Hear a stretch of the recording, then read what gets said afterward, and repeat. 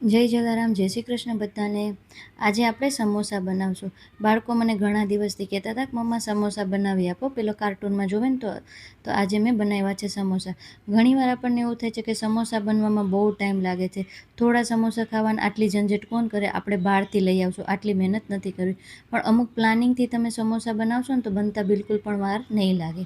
અહીંયા મેં બટેકા અને વટાણાને બાફી લીધા છે. પછી કાણાવાળી થાળીમાં નીકાળીને સરસ ઠંડા થવા દઈશું, પછી એનો મસાલો બનાવવાનો છે. અને અહીં આ બધી વસ્તુ મેં છે ને છોકરાઓ સ્કૂલે ગયા ને ત્યારે જ સ્ટાર્ટ કરી દીધી હતી, એટલે એ લોકો ન હોય ને તો આ બનવામાં બિલકુલ વાર ન લાગે. આમલી અને ખજૂરને મેં અડધી કલાક સુધી ગરમ પાણીમાં પલાળી દીધી હતી. એક વાટકી ખજૂર લીધી હતી અને અડધી વાટકી આમલી. પછી મિક્સરમાં સરસ રીતે એને આપણે ક્રશ કરી લેશું. અને એક ગળણી હોય ને એની અંદર આપણે ગાળી લેવાનું છે, એટલે ખજૂર કે આંબલીના રેસા હોય એ બિલકુલ નહીં રહે. અને મેં મિક્સર જારમાં 1 ગ્લાસ જેટલું પાણી લીધું હતું, એટલે બધો પલ્પ આવી જાય. સરસ રીતના એને આપણે ચલાવીને ગાળી લેશું. અને આ પલ્પને તમે ફ્રીજમાં 2 થી 3 મહિના માટે સ્ટોર પણ કરી શકો છો. એટલે આપણે કોઈ બી વસ્તુ બનાવીએ ને એની જોડે ચટણીમાં કેમ થોડું પાણી નાખી મસાલા એડ કરીને આપણી ચટણી તૈયાર થઈ જાય છે. અને અહીંયા છે ને મેં આ જોઈ શકો છો આવી કન્સિસ્ટન્સી છે. એક પેનમાં આપણે પલ્પને નીકાળી દઈશું અને પછી મેં 1 ગ્લાસ જેટલું પાણી નાખ્યું, મતલબ 2 ગ્લાસ જેટલું પાણી નાખ્યું છે. પાણી તમારા અકોર્ડિંગ વધારે ઓછું કરી શકો છો, કારણ કે હજી ઉકળશે ને પછી જાડી થશે. એટલે એની અંદર મસાલામાં મીઠું, સંચળ પાવડર, ધાણા જીરું પાવડર, લાલ મરચું અને શેકેલા જીરાનો પાવડર નાખ્યો છે. જરૂરથી નાખજો, એનાથી બહુ સરસ ટેસ્ટ આવશે. અને એમાં અહીંયા આખા લીલા ધાણા આવે છે અને તીખાને આપણે વાટી લેશું. મિક્સરમાં ક્રશ નહીં કરતા, વાટીને જ લેજો, એટલે બહુ સરસ ટેસ્ટ આવશે. મેં થોડાક વધારે જ લીધા છે, કારણ કે જે આપણે જે સમોસાનું સ્ટફિંગ બનાવશું ને એની અંદર પણ નાખવાના છે એટલે. અને ચટણીમાં 1 વાટકી જેટલો મેં ગોળ લીધો છે. ગોળની જગ્યાએ તમે ખાંડ લઈ શકો છો, પણ ગોળથી વધારે ટેસ્ટ આવે છે. અને મીઠાશ તમારા ટેસ્ટ અકોર્ડિંગ વધારે ઓછી કરી શકો છો. અહીંયા તમે જોઈ શકો છો કે આપણી ચટણીનો કલર, મીઠી ચટણીનો આખો ચેન્જ થઈ ગયો છે. એટલે 15-20 મિનિટ સુધી લો ફ્લેમ પર એને આપણે ઉકળવા દેવાની છે. હવે એક ડબ્બામાં નીકાળીને સાઈડમાં હું ઠંડી થવા માટે રાખી દઈશ.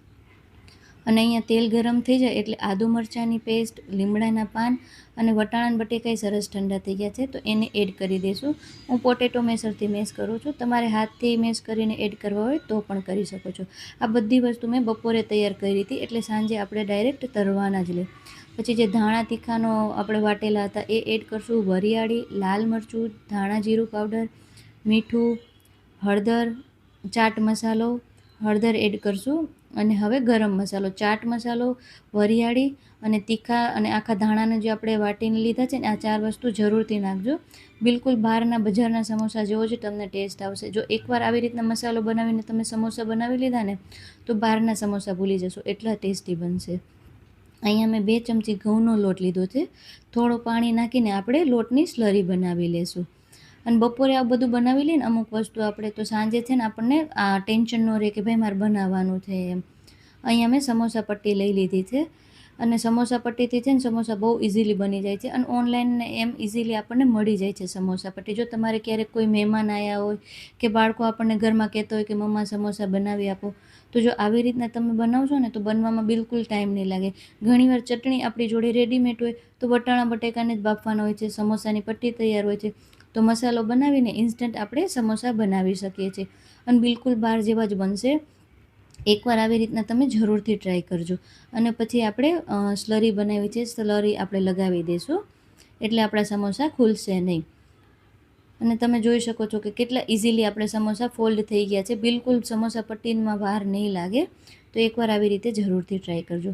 મેં બધા સમોસા બનાવી લીધા છે. પછી એને હું એક ફ્રીજમાં ડબ્બાની અંદર મૂકી દઈશ, એટલે સાંજને આપણે બીજું કંઈ જમવાનું બનાવવું હોય એની જોડે સમોસા સાઈડમાં આપણે તળી શકીએ છીએ, બિલકુલ વાર ન લાગે. અને અહીંયા તેલને છે ને આપણે એકદમ ગરમ નથી કરવાનું, મીડિયમ તેલ ગરમ હોય ને એની અંદર આપણે સમોસાને તળવાના છે. કારણ કે એકદમ ગરમ તેલમાં તમે તળશો ને તો સમોસા ઉપરથી બળી જશે ને અંદરથી કાચા રહી જશે. એટલે મીડિયમ ટુ લો ફ્લેમ પર આપણે સમોસાને ગોલ્ડન બ્રાઉન કલર આવે ત્યાં સુધી એને તળવાના છે. તો આ વાતનું ખાસ ધ્યાન રાખવાનું.